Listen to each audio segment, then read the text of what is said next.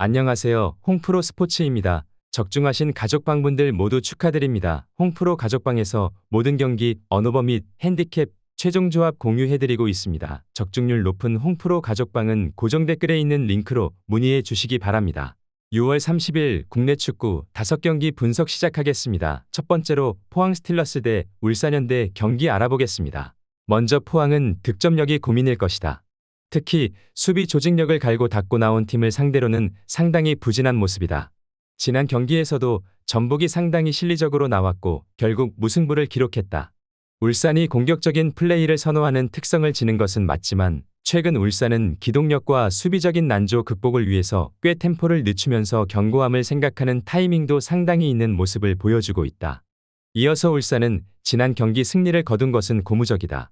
특히 대구가 주도권을 잡기 위해서 매우 공세적으로 나섰는데 이 상황에서도 불안했던 수비진이 버텨낸 점이 제일 긍정적이었다. U22 자원들을 3명이나 투입하면서 기동성에서 문제를 드러냈던 팀의 페이스를 확 끌어올린 것이 고무적이었다. 전방에는 보야니치와 주민규 같은 자원들이 상당히 많다.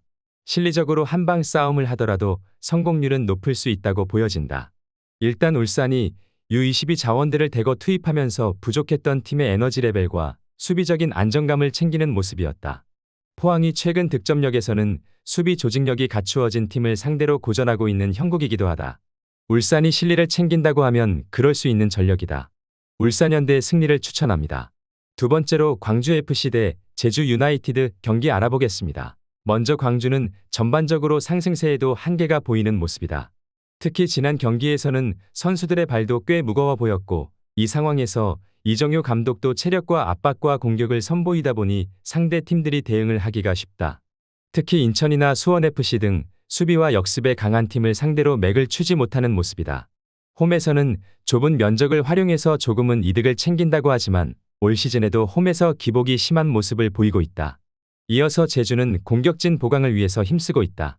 일단 일본에서 공격 자원 카이나를 데려오면서 급한 뎁스를 채웠다. 다만 이적생이 첫 경기부터 팀에 완벽하게 녹아들 수 있다는 판단은 보류하는 것이 안전하다. 오히려 김학범 감독은 뎁스가 얇아진 상황에서는 실리를 챙기는 것으로 접근하는 경우도 잦다. 최근 원정 5경기에서도 2득점에 그치기도 했고 4번의 승리에서도 한 점차 신승이기도 했다. 일단 제주도 상당히 실리적으로 플레이를 하면서 광주 상대로 상성에서 앞서려고 할 것으로 보인다. 광주의 홈에서는 그나마 좁은 면적 덕에 광주 특유의 압박과 공격 플레이가 잘 통하는 면모가 있기는 했지만 결국 실리적으로 플레이를 하는 팀들을 상대로는 광주가 매우 약한 모습을 보이기도 했다.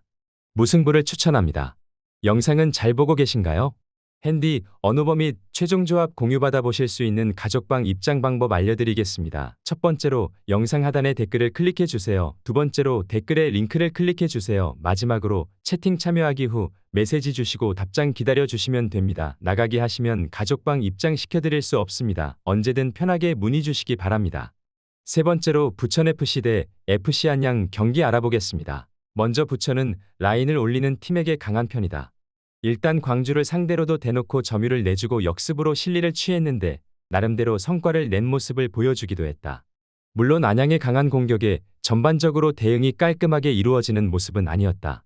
최근 오전에서는 2무 3패로 부천이 안양에게 상당히 약한 모습을 드러내고 있기도 하다.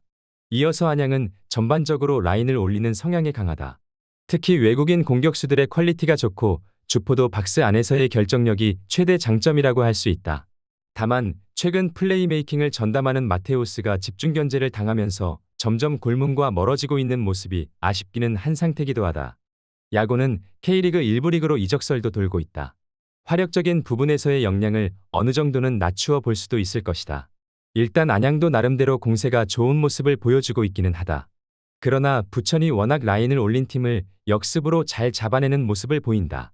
물론 안양의 공세에 최근 부천이 대응을 말끔하게 하는 편은 아니었다고 봐야 할 것으로 보이는데 부천의 승리까지는 바라기 어려울 수도 있다. 무승부를 추천합니다. 네 번째로 인천 유나이티드 대 강원FC 경기 알아보겠습니다. 먼저 인천은 현재는 공격과 수비가 모두 문제다. 특히 제르소의 부상을 김보섭이 제대로 메우고 있다고 보기는 어려운 상태다.